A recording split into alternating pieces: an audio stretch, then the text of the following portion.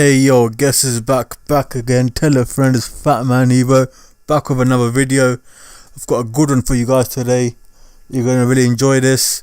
Let me just start by saying I'm not a Conor McGregor hater, but this has to be said because I've had enough of this shit. Right, let me start by saying that no one has been more protected in UFC history than Conor I-1 third round McGregor. For whatever reason, it would not surprise me UFC tries to control his on-screen persona, and pays his opponents to lose. The reason being, this guy has a lot of potential in terms of marketing. Obviously, he's the biggest draw in MMA history. He has a huge online following. But before anyone starts hating, let me just say that I'm not the only one that suspects Conor of having fixed fights. You can check out Sherdog forums and see a huge number of people posting how they believe his fights with Alvarez, Poirier and Brando Mayweather are all fixed. However, his match with Khabib, it seems that is real, apart from the fact that it's rigged, but I'll get to that later on. Obviously, Conor is the perfect product to market, especially to those people who are materialistic. You know, they love their Gucci's and Armani's, their clothes, their holidays, their shoes and whatever people love these days. You know, Conor's always promoting all that stuff on Instagram. You know, no wonder he has 30 million followers near enough. You know, I doubt most of his fans even watch UFC. You know, I can guess, or I bet most of them are casuals. And they're really big on him because of his dress sense and lifestyle. That's why Dana White promoted UFC 194 more than any other event, and obviously it paid off. It did 1.2 million PPV buys and made 10 million in revenue or some shit like that. You know, I don't doubt UFC has fixed fights. All sports can be manipulated. Boxers have taken dives, basketball players have shaved points, and NFL referees have made suspect calls. I don't doubt that all his fights are fixed. However, there are some that are suspect. UFC has become an entertainment company in the last couple of years. You know, they try to broaden their fan base, and they have made Conor the head honcho. It was previously owned by a casino company, and now it's owned by an entertainment company. Its president is Dana White, who gets cursed by his own mother. So if you can expect that, then you can also expect him to fix fights. You know, Conor comes across as a WWE character and always imitates WWE wrestlers. You know, his walk is from Vince McMahon, that strut.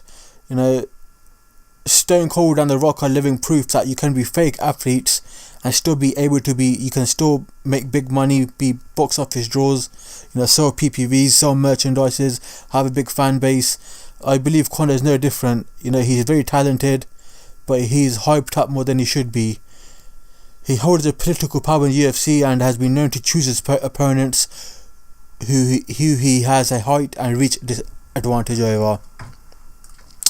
For example, the Brando fight was also another fixed fight in my opinion. The fight was in Ireland, and obviously they couldn't have Conor lose. Just before the magical left-handed TKO, there was a slight pause from Brando, and he walks back into the cage where Conor throws some pussy-ass punches on him, and Brando just sits on the floor like he's taking a break or like a shit. He didn't even drop. He literally sat down after he took a punch. Now we move on to his next one. You know, everything about him comes off forced or fake. You know, obviously he's trying to get over a persona, you know, of talk and, you know, bigging himself up. Let's take the Mendes fight for example. He was getting grounded and pounded for 2 rounds, and then all of a sudden he makes a comeback with a couple of weak kicks and punches. You know, he drops him and the referee stops it. Maybe after 3 punches. He only did was 3 punches and the referee stops it. You know, is Mendes that much of a defensive fighter? You know, let's think about it. Mendes has gone full 5 rounds with many fighters, yet he barely lasted 2 with Conor. And let's let's add the fact that he made 500k for that fight. 500k. That's a lot of money. Who knows what happens backstage? You know, I'm not the only one that believes this fight was fixed. Wanderlei Silva, a MMA legend, also claims that Mendes vs Conor was fixed. He asks a good question: why was the fight stopped with 3 seconds to go? You know, Silva also claims that a lot of UFC fights are fixed, but obviously he had to retract that statement a day after legal threats from UFC were made. And also, there was no post-fight interview from Mendes. Why wasn't there a post-fight interview? My favourite one is the 13-second first round KO. The fastest for a championship fight, really. 13 fucking seconds. Aldo, who didn't lose for 10 years, all of a sudden walks into Conor's punch, his magical left TKO, left hand punch that no one can take. It's so devastating. You know, I doubt that his punch is that lethal. His TKO power looks extremely soft. Yeah, he's managed to make a fan base out of it, a large fan base. You know, it wouldn't surprise me that Aldo was paid to drop that belt. You know, Aldo is in no way a marketing champion, whereas Conor is. So for that reason, I believe that fight was fixed.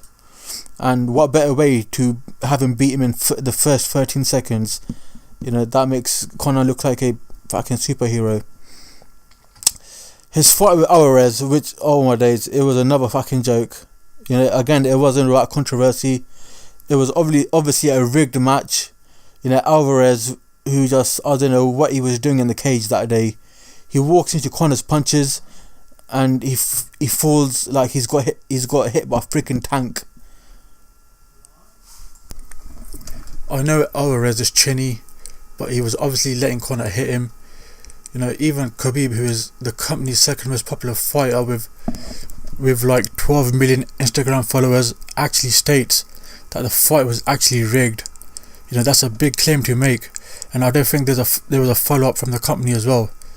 You know, that's something a fighter cannot say in the public eye. You know, again, there wasn't a post-fight interview from the ex-champ. You know, I don't get it. Where is it with the fighters who lose to McGregor not giving interviews? You know, there's nothing that states they can't give post-fight interviews. You know, so Alvarez had nothing to gain by beating McGregor, but by losing and taking the fall, his retirement money was set for life. Let's move on to Diaz. Was the Diaz fight fixed? I don't know. You know, Nate Diaz comes across as a person who would lose for money and then change his mind midway through the fight.